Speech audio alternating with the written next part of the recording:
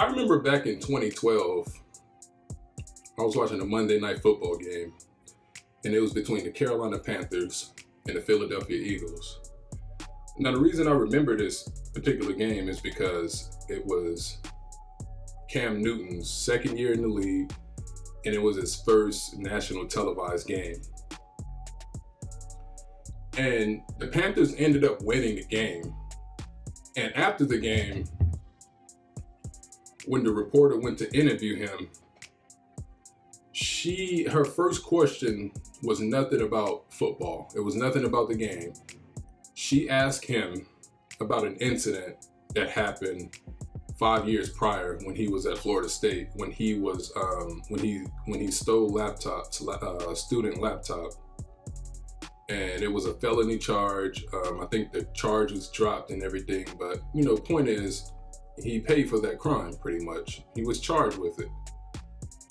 And I'm sitting there thinking when she asked the question, because I'm riding the high because this is my team, and I was, even though they were having a bad season, I was happy to see them win, his first national televised game.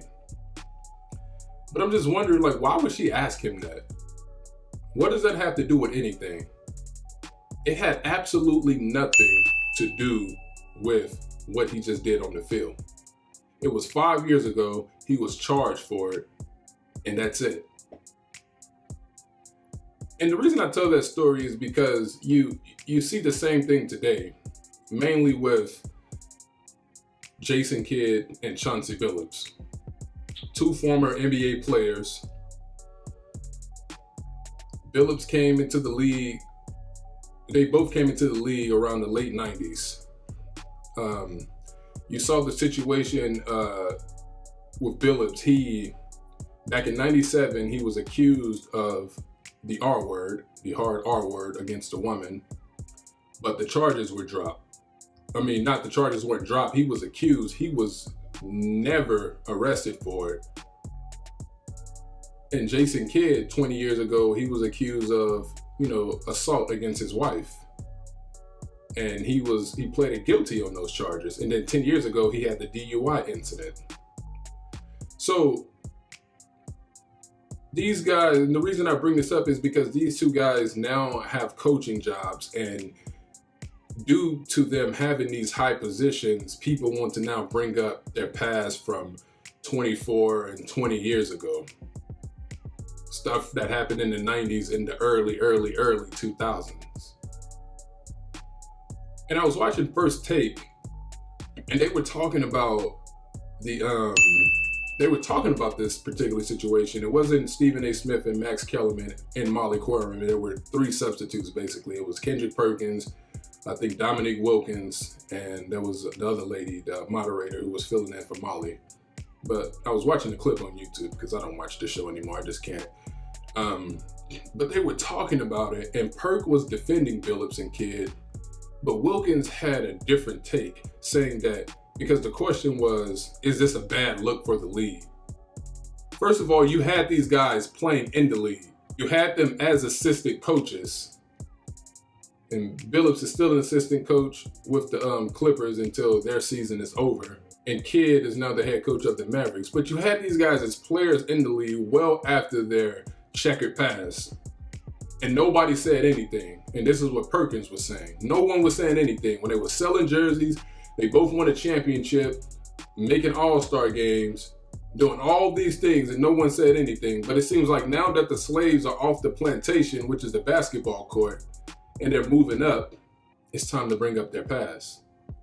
And Dominique Wilkins was saying that it is a bad look because, and then you started to see why he was saying this. And when you look at the video, it looked like this man was reading from a script. When he was supposed to be giving a take, he was like he was reading from a teleprompter.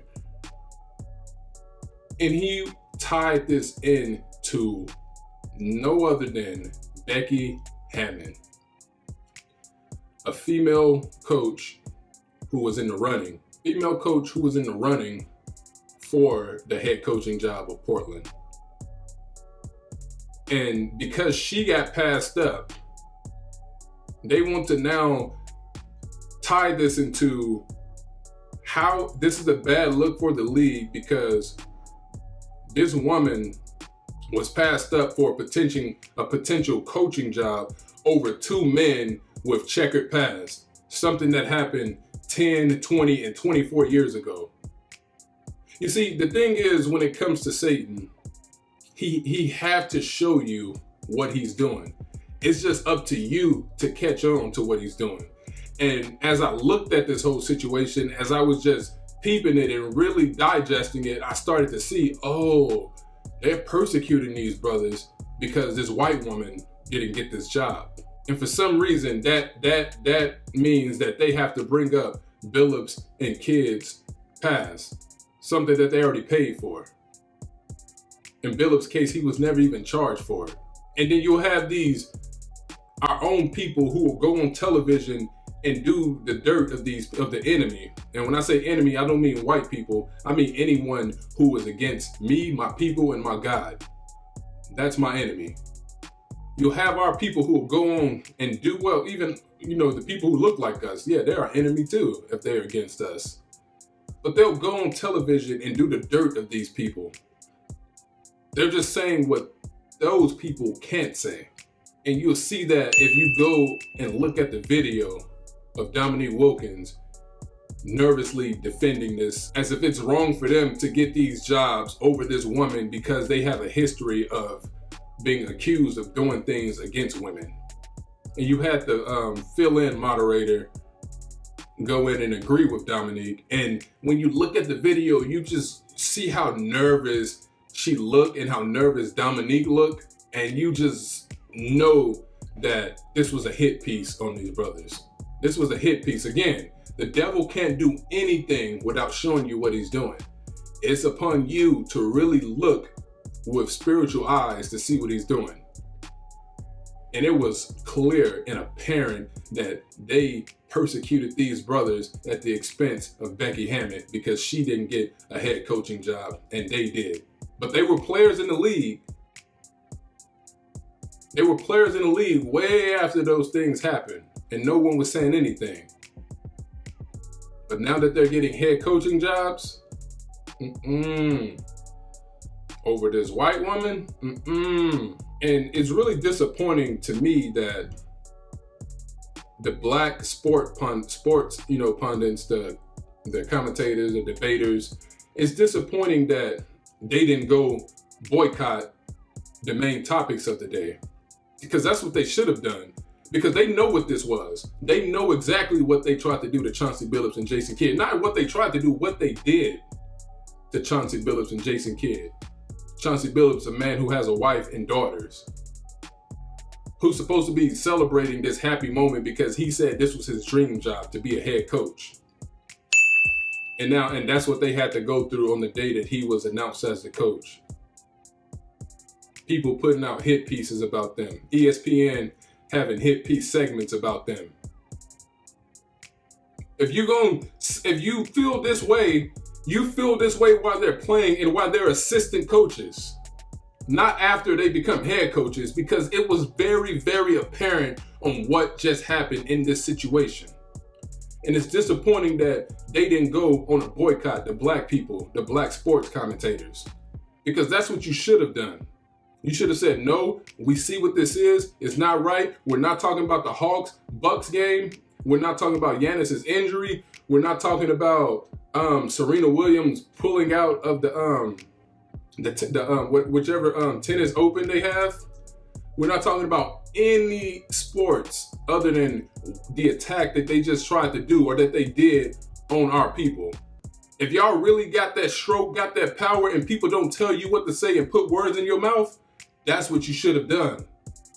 Kenny Smith, after the Kenosha thing, he walked off the set of TNT last year after the Jacob Blake thing. Y'all always claim to be pro-black, but y'all can make a statement too and say, hey, we're not gonna let y'all destroy the black male image because y'all feel some type of way that this woman didn't get this job.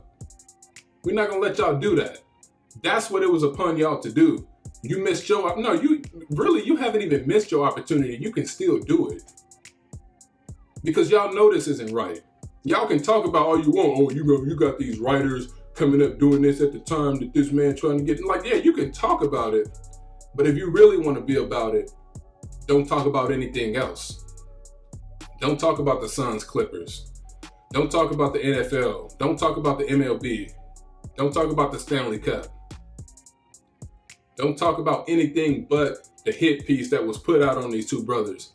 Persecution at the expense of Becky Hammon.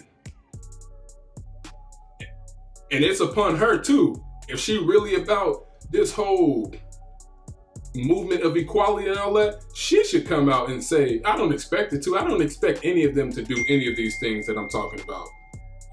But she should come out and say, hey, what you guys doing to these guys aren't right. I'm going to get another opportunity. I'm just going to continue to work hard, perfect my craft as a head coach. I'm going to get another opportunity. But I saw what you guys are trying to do. Of course she's not going to come say this, but that would be the right thing to do. Because the persecution was real on this one. And yeah, we'll bring up the fact, Ben Roethlisberger, a man who's still in the league today, his accusations were not 24 years ago. He had two. 2008, he came into a maid or whatever came into his hotel room and he asked her to fix his TV. And she claimed that he, the hard R word. 2 years later, 2010, a 20-year-old college student in Georgia. Another accusation. And then what happens? Eminem, I remember this. Eminem had his album Recovery. And one of the songs on the album, he referenced what Ben did, Big Ben did. And the lyric went something along the lines of, get rowdier than Roethlisberger in the bathroom stall. And you know what Eminem did? That song didn't make the album. That song did not make the album. And I remember reading about that in high school. But you know what did make his album years before? Just Lose It. Persecuting Michael Jackson. That made the album. He didn't remove that song from the album. I wonder why. Y'all continue to prove, even though we already knew, we just appreciate Kwame Brown's voice, but y'all continue to prove him right. Every single time. What y'all are doing is so apparent now. We see you. We see you, Satan. That's why I tell y'all, it's upon y'all to look at the details, because the devil is truly in the details. And when you watch that clip on First Take with Dominique and that other woman, I don't know her name, what she said about Billups and Kidd, you could tell the nervousness in their face that they were forced to go on television. I think, allegedly, they were forced to go on television and say what they said. Because why not say it while they're still playing the game? They persecuted those brothers because Becky Hammon did not become the head coach of the Portland Trail Blazers. It's up to y'all black sports pundits, man. Y'all need to take a stand on this. Seriously. It makes me, honestly, man, it makes me happy as well to see this, because people, because of voices like Kwame Brown, they're starting to wake up and see it. A lot of people already saw it, but a lot of more people are starting to wake up and see exactly what is going on.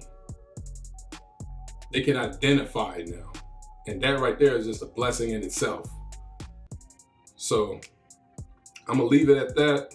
I said my piece. Until next time, thank you for hearing me out. Take care.